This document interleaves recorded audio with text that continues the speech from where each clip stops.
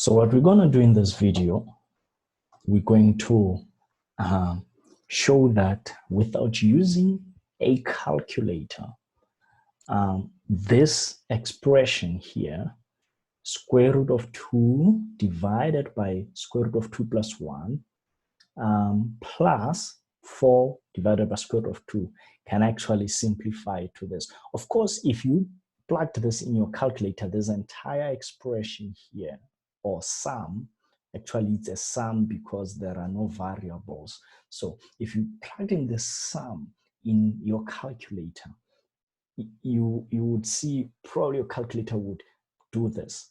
So what we want you to do here is to show us that you know the thinking process that the calculator goes through when it does this, okay? So in other words, be a calculator. Show us what happened in the background of the calculator, right?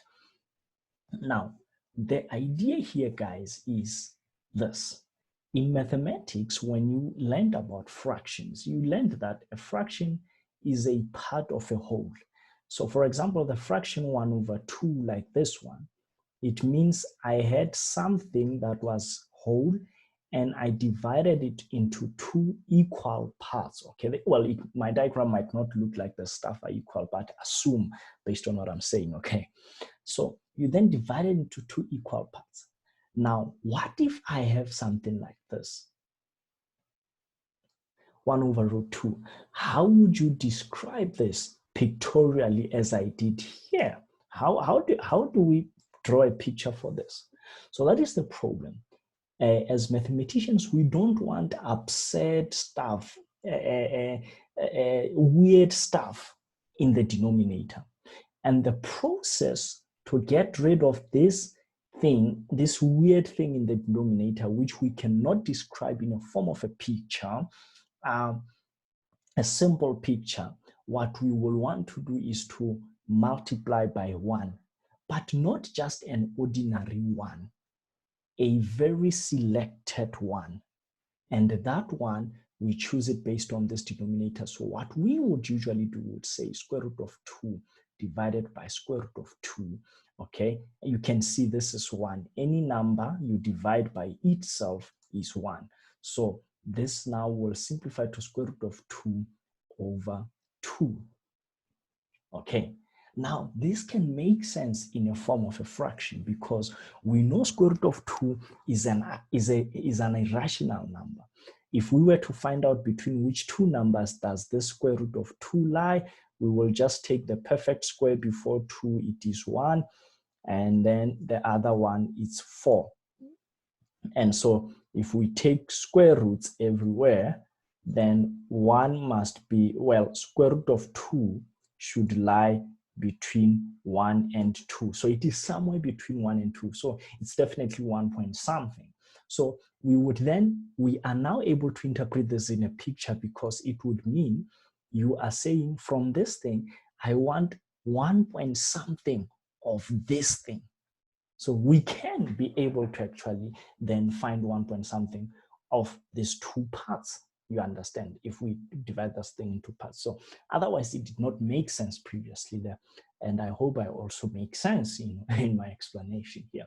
All right, so that was just an explanation, guys, to intensify or show you why we do some of these things in algebra.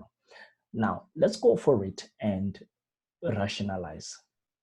So in this case, because I want to have a nice thing on the denominator, not this weird thing, I'm going to rationalize and notice that because now I have got 2 things here in the denominator, I'm taking what we know, or we call rather, a conjugate, okay? A conjugate of this thing. So if you've got a number, if you've got an expression x plus y, the conjugate of x plus y, which we write as that, is actually x minus y, okay? In other words, the sign between the 2 things changes, switches, all right, to the opposite sign, right?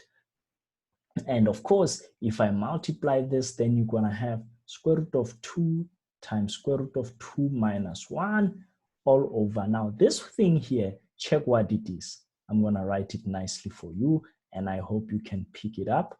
Um, then this, I've got to do some distribution here. Okay, I hope you can see that. I've got to use the distributive property. And here, I've got to do some factorization, actually. So you see that this thing is actually the difference of two squares.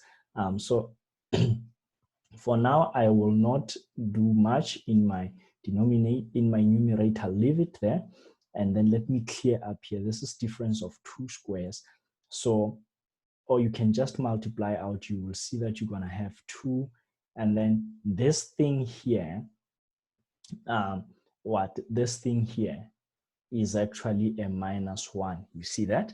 Because 1 times 1 is -1. The middle terms are going to cancel out. So this thing here itself, the left side, okay, not the left, this thing alone here is actually, you see 2 minus 1 is 1. So it's 2 into square root of 2 minus 1. And we can simplify it further. This times this is going to be 2. And then this is going to be minus square root of 2. Now, I'm not done, guys. I was just dealing with that expression. Now, let us deal with the other expression. So let's see. I'm going to add now 4 and over square root of 2. And I'm going to do exactly the same thing here. And you can see again, I've got 4 times square root of 2. In other words, 4 square roots of 2. If you look at square roots of 2 as x, you will understand what I mean. It's like square root of 2 plus square root of 2 plus square root of 2 plus square root of 2. This whole thing gives me 4 square root of 2. That's what I meant when I said you've got 4 square roots of 2. Okay. And obviously this here is going to be a 2, all right?